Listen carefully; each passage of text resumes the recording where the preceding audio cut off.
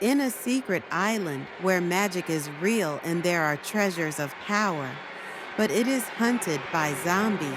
It's hard to survive, but there are infinite wealthy treasures, attracting treasure hunters into the most risky adventure.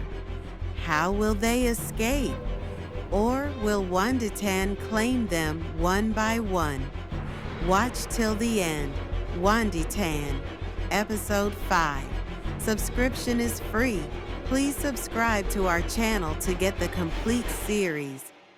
Deep beneath the island in a hidden tunnel called Underground 27, a young woman named Camila sat behind thick iron bars. Her hands were bruised. Her face had lost color from fear and pain. She looked up with tired eyes as her brother Carlos knelt beside the prison bars. "Camila," Carlos whispered, his voice trembling. "I tried everything. The bars are too strong. I can't break them." Camila wiped a tear from her cheek. "Just don't leave me here alone." Carlos gripped the bars tighter. "I have to. I need to get a saw. I heard treasure hunters left some tools in Underground 25. I'll go there and come back to free you. I promise." Camila nodded slowly. "Please be careful." Carlos stood up and turned to leave. "Stay strong." He disappeared into the darkness of the tunnels. Not long after, heavy footsteps echoed into Underground 27. Camila's heart sank.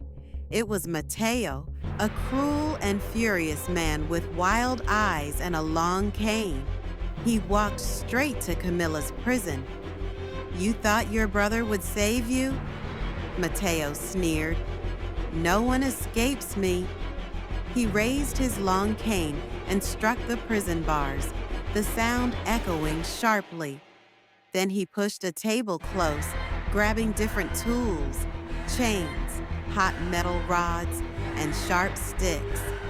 Camila backed into the corner of her cell, but she had no way out. Mateo laughed.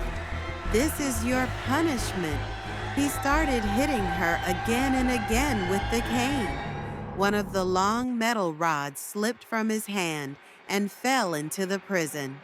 Mateo didn't notice. He kept yelling and cursing, but Camila saw it. Quietly, she crawled to the rod. She used it to strike at a weak part of the stone wall inside the cell. It started breaking. Bit by bit, she pulled out small stones. Then, with all her strength, she began throwing them at Mateo. "Ah, what the?" Mateo screamed, covering his face. Stone after stone hit him. "Stop it! I said stop!"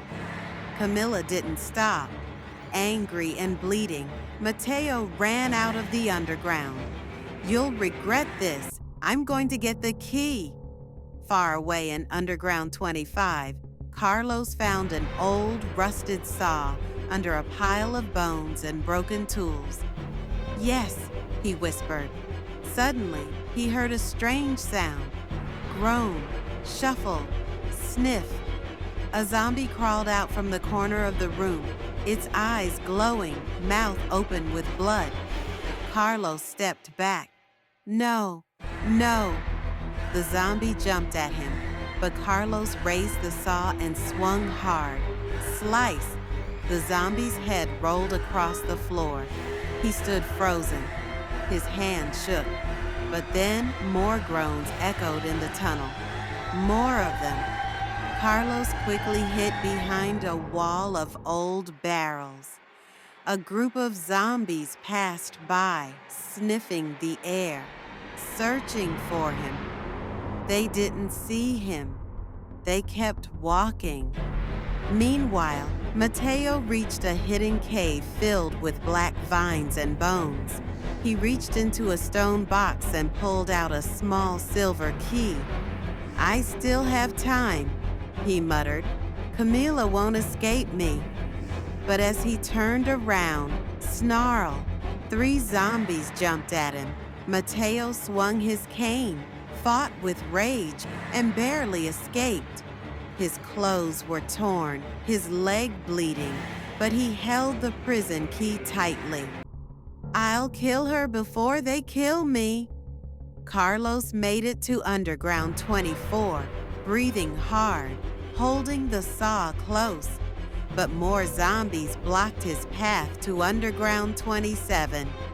He swung again, fighting one off, but there were too many. He turned and rushed into a small tunnel, ducking under sharp rocks and webs. He entered Underground 23, hiding behind a door. Zombies passed without seeing him. He held the saw tight. "I need to go.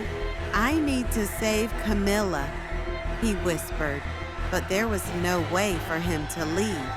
Back in Underground 27, Camila had fallen asleep from pain and exhaustion. That's when Mateo returned. He walked slowly, limping from his zombie wounds. He stood in front of the prison with the key in one hand and a sharp knife in the other. He looked at her sleeping form. "This is your end," he whispered, inserting the key. Click. He was about to open the prison door when a voice echoed from behind. "Mateo." He froze. That voice. He hadn't heard it in years. He turned. Standing tall, wearing a black cloak, was a man holding a glowing magic wand. The air around him shimmered. It was Rodriguez, Mateo's longtime enemy. Mateo's hand shook. "Rodriguez." Rodriguez smiled. "Dear Mateo, I heard you lost your Kraden ring and Moly ring. I still have my magic wand." Mateo backed away. "This isn't your fight." "Oh, but it is," Rodriguez said.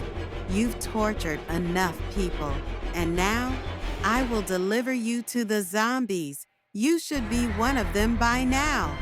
Mateo roared. He lunged with his knife.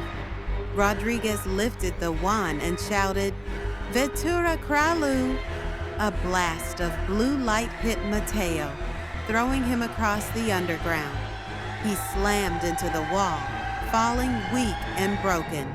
"Get out," Rodriguez said, waving his wand. A gust of wind blew through the room and dragged Mateo's body through the wall, out into the zombie-filled jungle. Silence returned. Rodriguez looked at Camila, still sleeping. "I hope you're strong, girl," he whispered. "There is still danger here," he added. To be continued at Soul Rift, Episode 9. Up next, watch Wonditan, Episode 6. Please don't forget to share. Watch this video, Royal Reeves, exploring the jungle's untold secrets. In a kingdom where traps catch more than beasts, and friends hide sharper fangs than foes, a poor boy's patience led him to danger at the throne of Feel. How will he escape from the situation? Or will it turn to be his breakthrough? It's thrilling and interesting short story.